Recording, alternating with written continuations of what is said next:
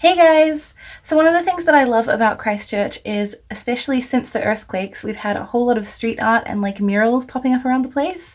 So today I'm going into town and I'm going to focus on finding some spectacular street art for you guys to see. So let's go!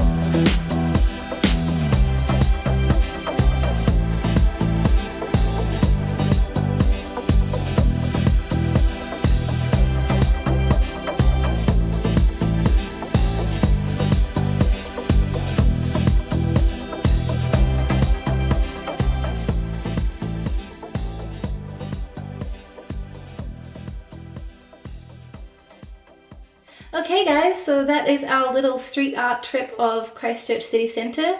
I thought it'd be cool to record some of these because I think it's really awesome that while we're rebuilding the city, we keep getting these like little pop-up pieces of art that come and then go really quickly. So I thought that I would record some and hopefully you guys enjoyed seeing them. I'll talk to you next time. Peace!